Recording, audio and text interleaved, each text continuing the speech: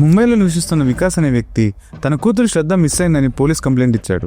పోలీసులు ఇన్వెస్టిగేషన్ చేస్తే తన 6 నెలల కిందటే తన బాయ్ ఫ్రెండ్తో కలిసి ఢిల్లీకి షిఫ్ట్ అయిందని తెలిసింది. పోలీసులు కేసుని ఢిల్లీకి ట్రాన్స్ఫర్ చేశారు. వికాస్ కూడా శ్రద్ధని వెతకడానికి ఢిల్లీకి వెళ్ళాడు. పోలీసులు శ్రద్ధ బాయ్ ఫ్రెండ్ అయిన ఆఫ్తాబ్ని తను పనిచేసే ఆఫీస్లో పట్టుకుని ఇన్వెస్టిగేషన్ చేయడం స్టార్ట్ చేశారు. కానీ తను ఢిల్లీకి వచ్చిన 10 రోజుల్లోనే తనతో కొట్లాడి ముంబైకి తిరిగి వచ్చేసిందని చెప్పాడు. పోలీసులు ఏమడిగినా ఆఫ్తాబ్ నాకు తెలియదు అని చెప్పుకొచ్చాడు. ఇంకా ఇలా లాభం లేదని పోలీసులు ఆఫ్తాబ్ ఇంటిని సెర్చ్ చేయడం స్టార్ట్ చేశారు. ఇంట్లో ఎలాంటి క్లూస్ దొరకలేదు. కానీ ఇంట్లో 2 ఫ్రీజర్స్ ఉన్నాయి. పోలీసులకు అనుమానం వచ్చి ఒక ఫ్రిడ్జ్ ఓపెన్ చేశారు. అందులో పెద్ద కంటైనర్స్, అక్కడక్కడ బ్లడ్ స్టెయిన్స్ అండ్ కొన్ని బోన్స్ కూడా దొరికాయి. ఏంటిది అని పోలీసులు ప్రశ్నించగా అది గత వారం మిగిలిపోయిన మేక మాంసం అని చెప్పుకొచ్చాడు. ఇంతలోనే ఒక ఆఫీసర్ ఆఫ్తాబ్ ఫోన్ తీసుకుని చెక్ చేయడం స్టార్ట్ చేశారు.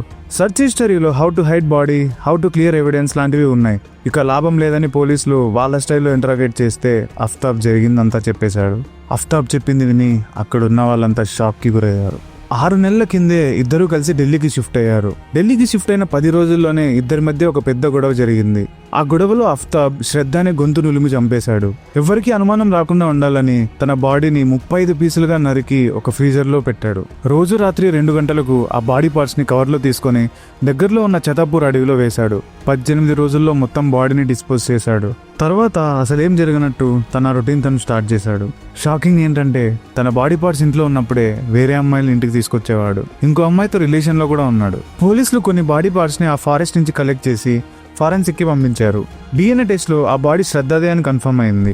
ఆఫ్తాబ్ని సెక్షన్ 301 మర్డర్ కేస్ అండ్ సాక్ష్యాలు మాయం చేసినందుకు సెక్షన్ 201 కింద అరెస్ట్ చేసి తిహార్ జైలుకి పంపించారు. ఇందులో గమనించాల్సిన విషయం ఏంటంటే హత్య జరిగిన 6 నెలలకు ఈ సంఘటన వెలుగులోకి వచ్చింది. ఆ మృగం ఇప్పటికీ తిహార్ జైల్లో ఊపిరి తీసుకుంటూనే ఉన్నాడు. ఇదంతా జరిగి 3 సంవత్సరాలు కావస్తుంది. ఇప్పటికీ ఆ హంతకుడికి సరైన శిక్ష పడలేదు. శ్రద్ధకు న్యాయం జరగలేదు. ఆఫ్తాబ్ లాంటి మృగాలకు సరైన శిక్ష పడకపోతే మరెందరో ఆఫ్తాబ్ లాంటి వాళ్ళు పుడుతూనే ఉంటారు. శ్రద్ధ లాంటి అమాయకులు బలవుతూనే ఉంటారు. మీరు చెప్పండి, శ్రద్ధకి న్యాయం జరగాలంటే ఆ హంతకుడికి ఎలాంటి శిక్ష పడాలి?